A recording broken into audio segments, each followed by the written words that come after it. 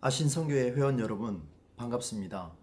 오늘 우리가 함께 나눌 말씀은 마태복음 8장 23절로 27절까지 말씀입니다. 이 말씀을 깊은 뜻을 헤아리기 위해서 제가 한번 읽어보도록 하겠습니다. 배에 오르심에 제자들이 따랐더니 바다에 큰 놀이 일어나 배가 물결에 덮이게 되었으되 예수께서는 주무시는지라. 그 제자들이 나와 깨우며 이르되 주여 구원하소서, 우리가 죽겠나이다. 예수께서 이르시되 어찌하여 무서워하느냐, 믿음이 작은 자들아 하시고 곧 일어나사 바람과 바다를 꾸짖으시니 아주 잔잔하게 되거늘 그 사람들이 놀랍게 여겨 이르되 이가 어떠한 사람이기에 바람과 바다도 순종하는가 하더라. 아멘.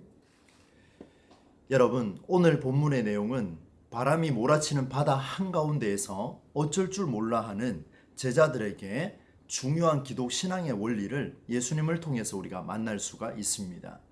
풍랑 위에서 두려워 떨던 그 제자들을 향한 예수님의 말씀에 한번 주목해 보시기를 바랍니다. 26절 말씀에 보시게 되면 이 상황 속에서 예수님께서 이렇게 말씀하십니다. 어찌하여 무서워하느냐, 믿음이 작은 자들아, 이렇게 말씀하셨습니다. 믿음이 작은 자들아, 이렇게 말씀하신 것을 보면 배에서 주무시는 자신을 깨운 그 제자들이 미워서 한 말도 아닐 것이고 몰아치는 풍랑 위에서 두려워 떠는 그들을 훈계한 일도 아닐 것입니다. 오히려 믿음이 작은 자들아 라고 말씀하시는 것을 보면 이런 상황을 두고 믿음과 연결한 것으로 볼 때 분명히 예수님께서는 제자들에게 주고자 하는 게 있다라는 것을 우리가 알 수 있습니다. 이것은 예수님을 의지하면 모든 문제의 솔루션을 제공받는 이전 해석과는 차이가 있습니다. 여러분, 살려달라고 하는 제자들의 부르짖음에 대해 믿음이 작다라고 말씀하신 이 예수님의 대답, 여러분 어쩌면은 정말 충격적인 대답입니다. 예수님께서 이렇게 말씀하신 이유를 저는 두 가지로 여러분과 함께 나누려고 합니다. 첫 번째 이유입니다.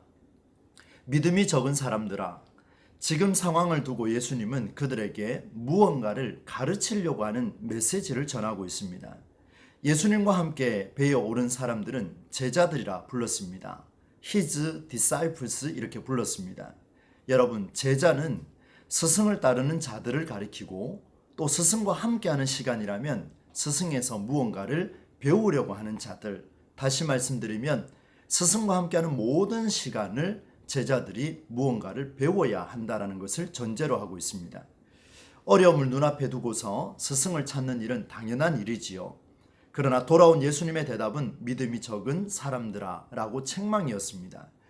풍랑을 꾸짖어서 잔잔하게 하기 전에 먼저 책망하셨다는 점에 주목한다면 이 첫 번째 내용을 우리는 만날 수 있습니다. 왜냐하면 배에 타고 있는 제자들이나 또 그 외 사람들이 모두 동일한 반응을 보였기 때문에 그렇습니다.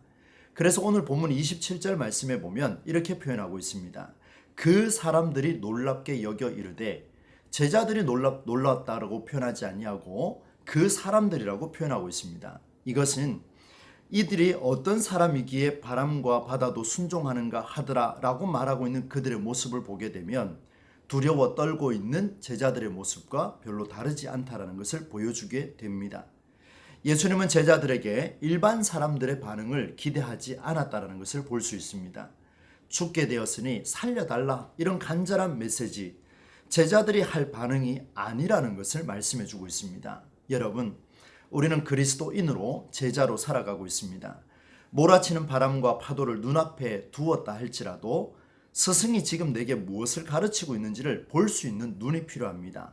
그것을 가리켜서 우리는 영안이다 라고 말하지요. 문제가 생겼을 때 무엇을 배울 수 있을지를 고민할 수 있는, 바로 그 어려운 상황 속에서 우리는 예수님을 통해, 하나님의 은혜를 통해 무엇을 경험할 수 있을까? 오히려 두려워하기보다 기대하는 그런 모습이 우리에게 필요하다라는 것을 첫 번째 이유로 우리에게 말씀해 주고 있습니다. 이제 믿음이 적은 사람들아 라고 말씀하신 두 번째 이유를 좀 살펴보겠습니다. 놀랍게도 예수님은 이런 상황 속에서 주무시고 계셨습니다. 당황스러울 정도로 이해할 수 없는 그런 자세였지요. 살려달라는 제자들을 위로하고 힘을 주기보다 오히려 그들을 향해서 믿음이 없는 사람들아 책망하셨습니다. 예수님은 거칠게 흔들리는 배 위에서 제자들에게 무엇을 말씀하고 싶었을까요? 그것은 이 배가 지금 어디를 향하는지, 우리가 지금 어디로 가고 있는지를 잊지 말라는 그 예수님의 당부의 메시지가 강력하게 들어 있습니다. 예수님과 제자들은 배를 타고 지금 이동하는 방향이 명확합니다. 그 지역은 바로 바다 건너편에 있는 거라사라는 지방이었습니다. 그곳에는 이미 귀신의 힘에 눌려서 살아가는 두 사람이, 바로 오늘 마태복음의 기록에 따르면 두 사람이 있었다라고 표현을 하지요. 그런데 마가복음에 보게 되면 귀신이 얼마나 많았으면 거의 2,000마리의 돼지떼에 이 귀신이 들어갔다라고 표현할 정도였습니다. 바다에 몰사할 정도였으니까 굉장히 귀신이 많았다는 것을 알 수가 있습니다. 여러분, 지금 예수님의 마음은 귀신이 들려서 부모로부터, 사회로부터, 가정으로부터, 모든 관계로부터 멀어져서 고통의 시간을 보내고 있던 그 사람을 살리려는, 바로 생명을 살리고자 이 배를 타고 있다는 것을 보여주고 있습니다. 여러분, 제자라면 스승이 어떤 마음으로 배에 올랐는지를 알아야 합니다. 우리는 예수를 믿는 자들입니다. 그렇다면 오늘 우리에게 주어진 모든 상황 속에서 우리가 가야 할 길이 어디인지를, 그 방향을 명확하게 해야 합니다. 몰아치는 바람과 파도 앞에서 제자들은 스승과 함께 어디로 가는지 그 방향을 잃어버렸습니다. 눈앞의 일 때문에, 지금 내가 당면한 여러 가지 수많은 눈물과 아픔과 기도 제목 때문에 지금 내가 무엇을 위해서 지금까지 왔는지, 어디를 향해 달려가고 있는지, 또한 어떻게 살아가야 하는지를 전혀 모르고 있다는 사실을 보여줍니다. 아니, 알고 있다 할지라도 잃어버렸다는 것을 말씀해 주고 있습니다. 여러분, 우리의 인생을 한번 점검해 보십시다. 감당할 수 없는 어려운 상황 누구에게나 있을 수 있습니다. 그 문제 안에 매몰되게 된다면 오늘 우리는 제자들과 같은 반응, 그리고 그 배에 타고 있던 사람들과 동일 반응을 우리는 하고 말 것입니다. 그럼에도 불구하고 그들을 향하여 믿음이 적은 사람들아 책망하신 것은 그 한계 속에 매몰되지 말라는 예수님의 당부의 메시지죠. 한계가 몰아쳤을 때 그곳에 매몰되어서 출구를 찾지 못하는 사람이 있는가 하면, 그 한계 안에서 출구를 찾으려고 몸부림치는 사람이 있습니다. 출구를 찾지 못해 그렇게 허덕이고 매몰된 사람은 신앙인의 자세가 아니지요. 물론 힘들 수도 있습니다. 그러나 오늘 우리가 주님과 함께 동행하는 자임을 믿으신다면 그 한계 안에서 출구를 찾으려고 굉장히 몸부림치는, 처음에 가졌던 그 방향을 잃지 않는 그 자세가 우리에게 요청되고 있습니다. 이럴 때일수록 우리는 기독 신앙인이 훈련해야 할 중요한 부분을 만날 수 있습니다. 그것은 바로 자기 객관화입니다. 신앙의 삶은 한계 안에서 매몰될 때 힘을 잃어버립니다. 몰아치는 바람과 파도에 삼켜버리지요. 그러나 한계 밖에서 자기를 객관화시켜 통해서 볼 수만 있다면 몰아치는 바람과 파도를 오히려 넘어지지 아니하고 그 위를 타고 달릴 수 있는, 서핑할 수 있는 그런 자세를 우리는 견지할 수가 있습니다. 이것이 바로 목적지를 잃지 않는 길이지요. 여러분, 인생의 어려움은 누구나 만날 수 있습니다. 그러나 오늘 두 가지를 살펴봤는데 믿음으로 살아가는 사람들의 자세가 필요합니다. 예수님 말씀하셨죠. 믿음이 적은 사람들아.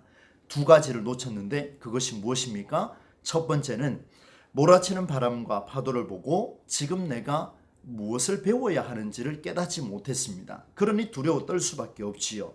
제자라면 믿음의 눈으로 볼 수 있어야 합니다. 우리에게 주어진 문제 앞에서 영안을 가지고 살아가시기를 바라고, 두 번째는 자기를 객관화하는 훈련을 오늘부터 한번 해보시기를 바랍니다. 몰아치는 바람과 파도 위를 두려워서 떠는 것이 아니라 그 위에서 훈련하여 서핑하는 자가 된다면 피하지 아니하고 올라타서 목적지를 향해, 내가 지금 가야 할 그 목적지를 향해 명확하게 갈 수 있다는 것을 말씀해 주셨습니다. 이것이 바로 믿음 있는 신앙인의 삶이지요. 두려워서 떨고 사는 것이 아니라 오히려 그 안에서 무엇을 배워야 할지, 그리고 그 파도 위를 서핑할 수 있는 그런 신앙의 훈련을 오늘부터 가져가신다면 이 한계 속에서도 우리는 주님과 함께 동행하는 삶을 살 수 있을 것입니다. 풍랑 중에 배울 길은 바로 이것입니다. 여러분의 삶에 이런 은혜가 함께하기를 주님의 이름으로 소망합니다. 감사합니다.